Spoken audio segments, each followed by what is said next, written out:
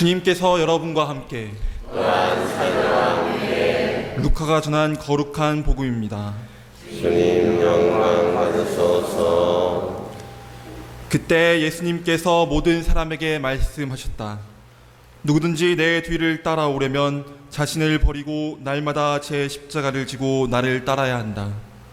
정녕 자기 목숨을 구하려는 사람은 목숨을 잃을 것이고 나 때문에 자기 목숨을 잃는 그 사람은 목숨을 구할 것이다. 사람이 온 세상을 얻고도 자기 자신을 잃거나 해치게 되면 무슨 소용이 있느냐. 누구든지 나와 내 말을 부끄럽게 여기면 사람의 아들도 자기의 영광과 아버지와 거룩한 천사들의 영광에 쌓여올 때 그를 부끄럽게 여길 것이다. 주님의 말씀입니다. 그리스도님 찬미합니다. 앉으십시오. 참 예수님, 여러분도 가끔 안 믿는 사람한테서 왜 믿느냐, 정말 하느님이 계신가, 정말 예수님이 있는가, 이런 질문을 받을 때가 있었을 것입니다.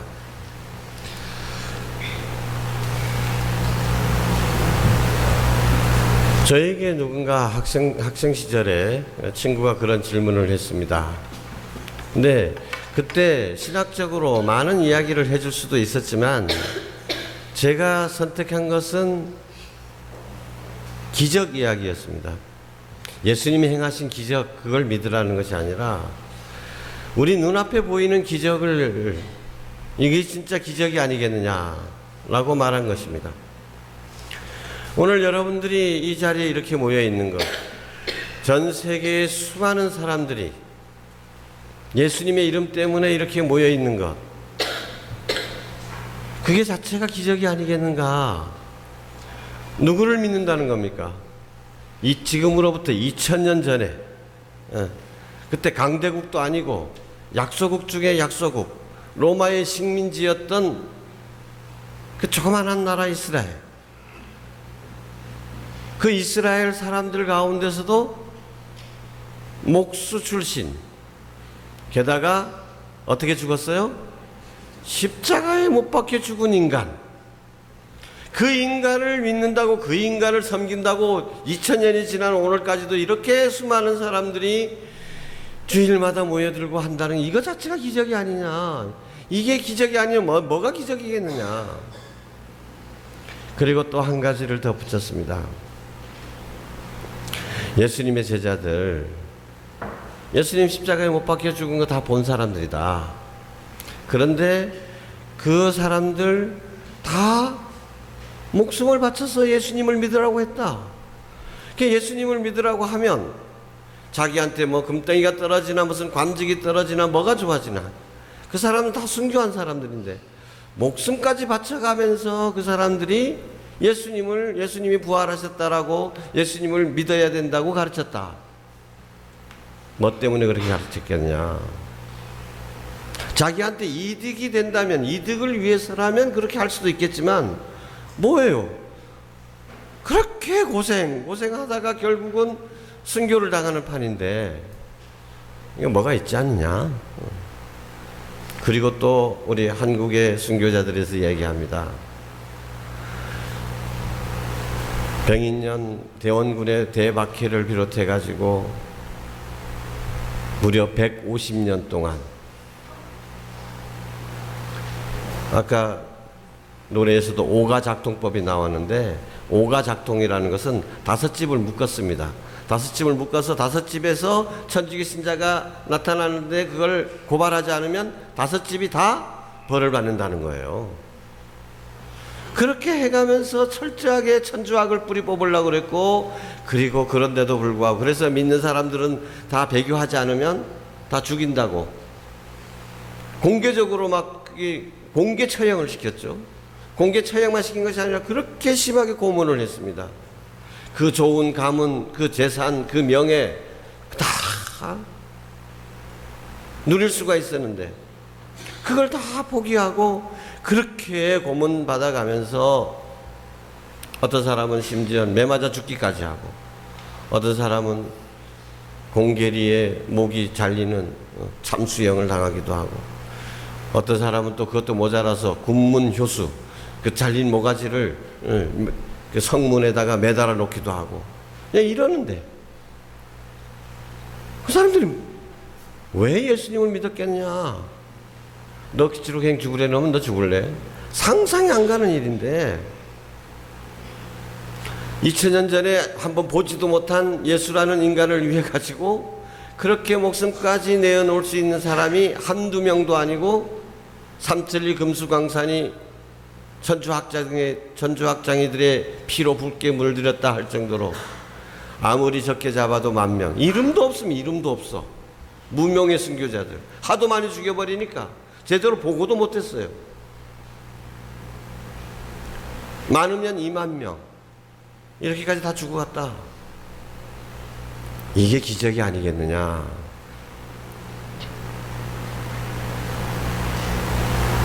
우리는 지금 눈으로 기적을 보고 있는 것입니다.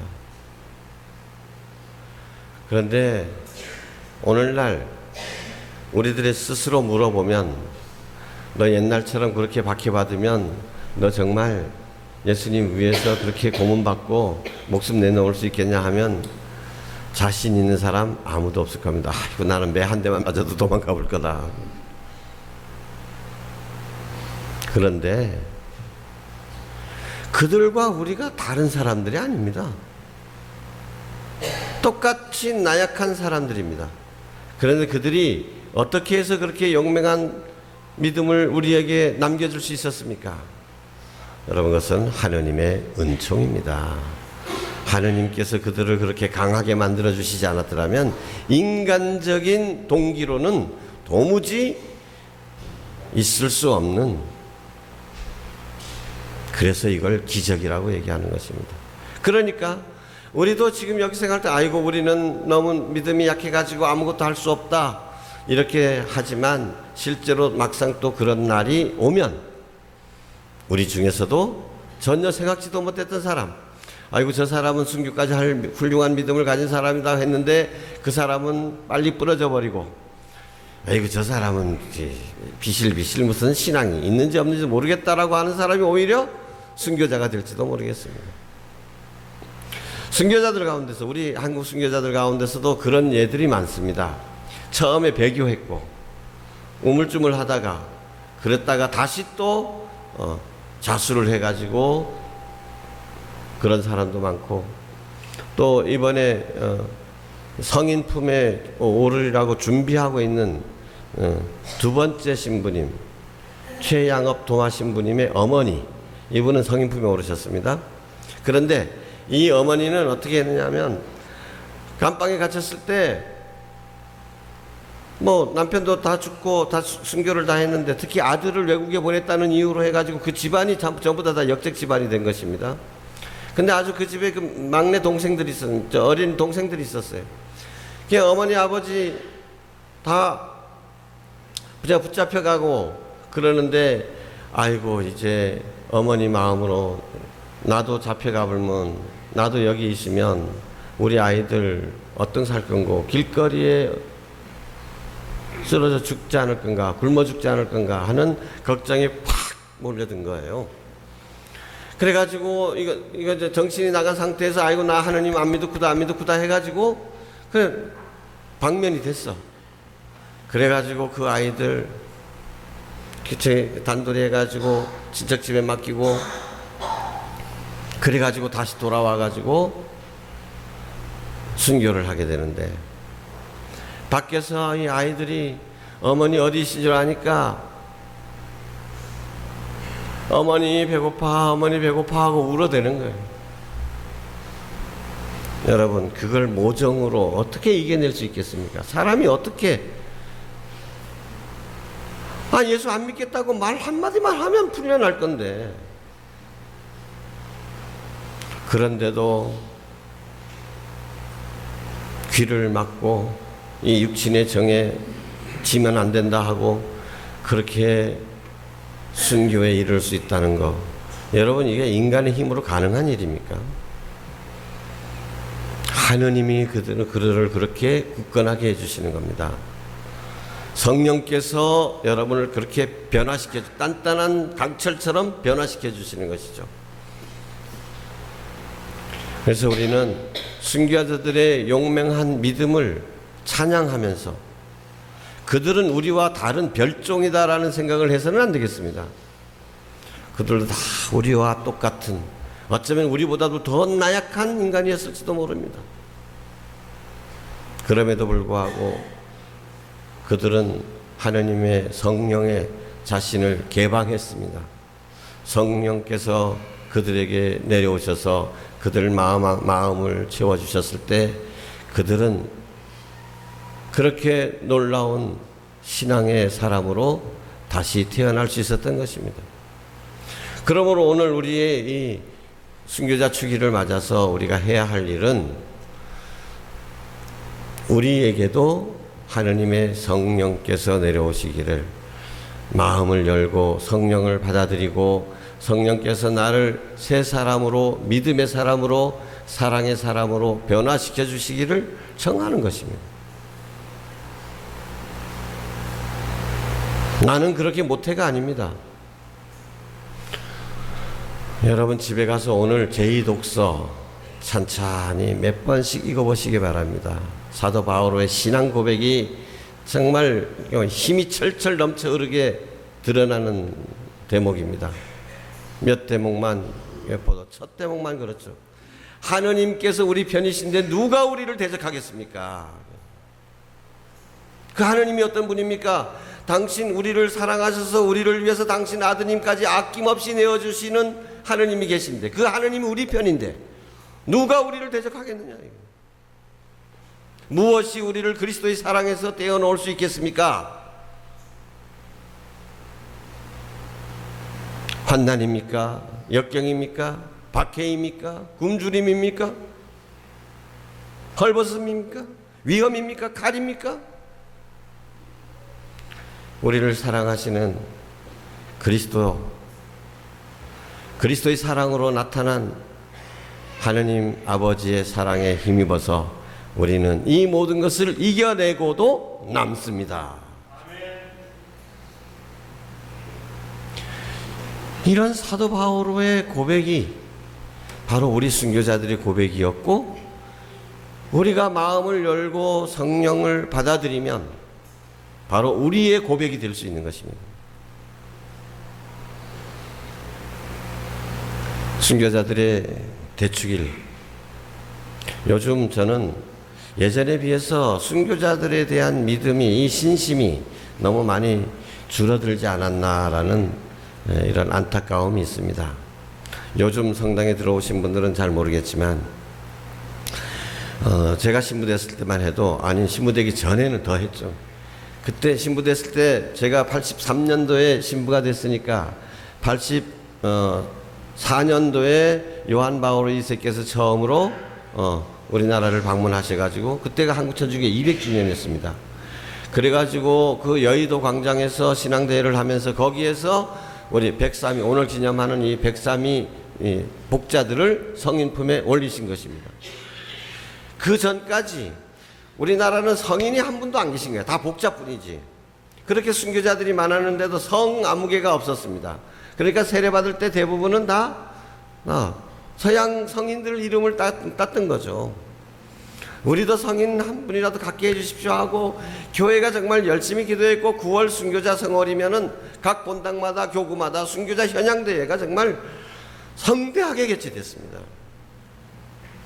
그리고 제가 본당 신부가 된 후로도 본당 단위로도, 예를 들면 제가 과양에 있을 때, 과양에서 그때 순교자 성월이면은 여기 별도봉 들어가는 오연고 오연고 바로 지나가기 직전에 그 별도천이 있잖아요. 그 별도천이 우리 이재순환 때 그 관덕정 앞에서 무차하게 학살된 천주교인들의 시체가 다 집단으로 버려졌던 곳입니다. 그래서 그쪽으로 하고, 그 시체가 그 친척이 있는 사람들은 다 거둬가고 각자가 묻고, 대부분 다 천주교 신자들 한 집안 식구들이니까 한 집안이 다 몰살당해버렸으니까 시체를 걷어줄 사람도 없어. 그래서 정부에 요구해서 이 사람들을 매장할 장소를 우리에게 내주라 해서 요구해서 받은 것이 바로 황사평 땅입니다. 정부로부터 받은 거예요. 어떤 사람들은 그거 그때 죽은 사람들만 묻으려냈지 계속 쓰려냈나? 시비 거는 사람도 있습니다. 근데 뭐 지금은 뭐 몇십 년이에요. 거의 100년 이상. 그게 1901년의 일이니까 2000년이잖아요. 105년이 됐죠. 그동안 계속 썼으니까 이제는 그 누구도 이제 고정 상태가 된 것도 다 우리 걸로 생각을 하고 있는, 법적으로 다 그렇게 됐고, 그때 그 시신들을 황사평에다 묻게 된 것이죠. 근데 그때 황사평 그때 묻은 보면은 황사평 맨 가운데 그 큰 봉분이 있잖아요. 그 봉분이 뭐냐면 되게 그 항아리에다가 몇 구씩 그냥 넣은 거예요. 그때 뭐 관 같은 게 이런 거 다 마련하지도 못하니까. 그래서 열어보니까 우리가 황사평 재개발할 때 열어보니까 항아리에다가 그냥 막 몇 사람 뼈가 한꺼번에 있는 거예요. 그걸 다 한꺼번에 모셔놓은 것이 그 커다란 봉분입니다. 그러니까 광양성당에서 출발해가지고 라우렌시오는 기억할까? 저는 기억 못합니다. 넌 몇 년 후에 들어? 87년 세례받았나?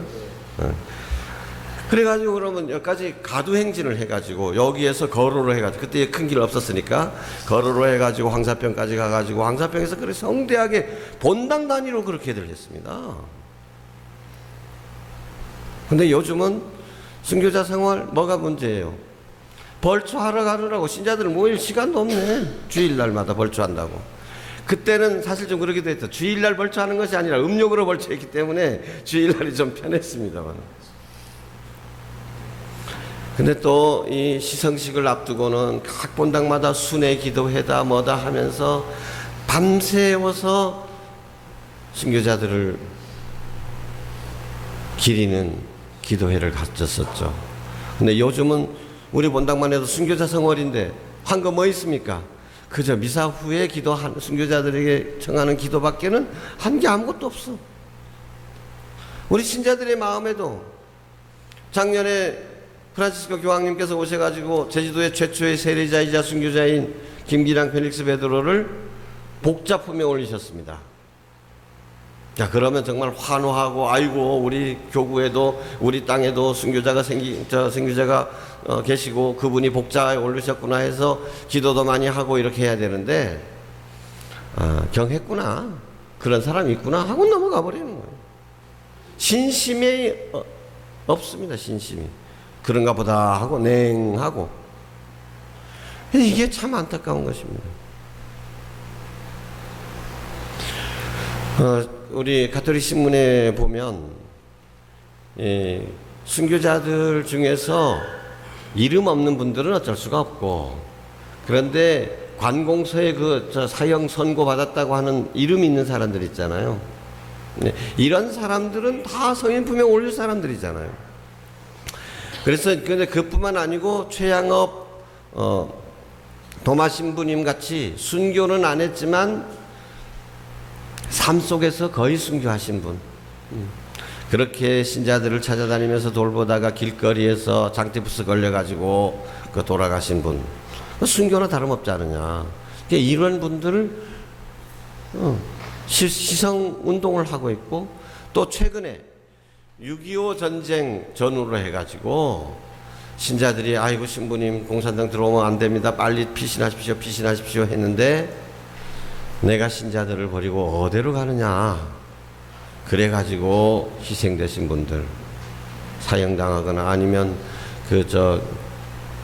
포로 뭐입니까, 납북해가지고 줄 굴비 엮듯이 엮여가다가 중간에 길거리에서 돌아가신 분들, 이런 분들을 다 순교자, 현대의 순교자들이죠.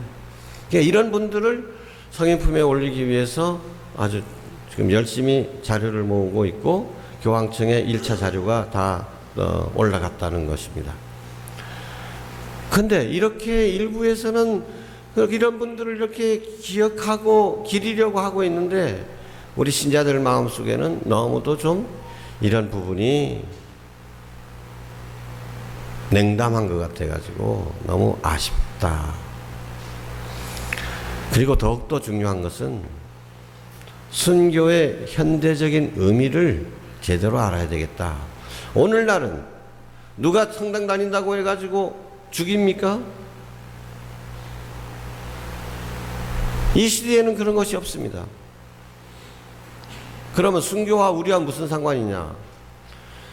신학자들이 이야기를 하기를 순교에는 두 가지가 있다라고 얘기합니다. 성모님이 여러분, 성모님이 순교자들의 모우시잖아요. 성모님 순교하셨습니까?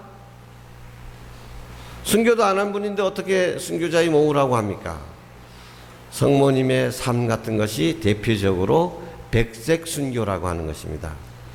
예, 직접 피를 흘린 경우는 빨간 순교, 적색 순교라고 얘기하고 일상생활에서 자신을 죽이고 온전히 하느님께 봉헌된 삶, 하느님께 순종하는 삶을 살았던 이런 믿음의 길을 걸어갔던 사람들을 흰색 순교다, 백색의 순교다라고 얘기하는 것입니다. 우리는 이제 이 백색의 순교자들이 되어야 합니다. 희생과 봉사를 통해서 이웃들에게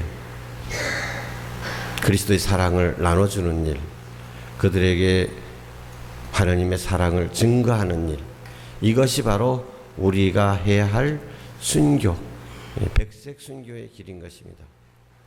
다 나약하고 이기적인 우리들이지만, 욕심에 금방 굴복하는 우리들이지만 2000년, 200년 전에 우리 순교자들, 100년 전의 순교자들, 우리와 다를 바가 없는 분들이다. 다른 것이 있다면 뭐지? 성령을 받아들인 것이다. 하느님의 사랑을 받아들인 것이다. 우리도 마음을 활짝 열고 오늘 이 미사를 통해서 하느님의 성령을 충만히 받아들이도록 합시다. 그래서 그들처럼 우리도 용맹한, 피는 흘리지 못할지라도 일상에서의 증거를 통해서 다들 순교자가 되도록 합시다. 아멘.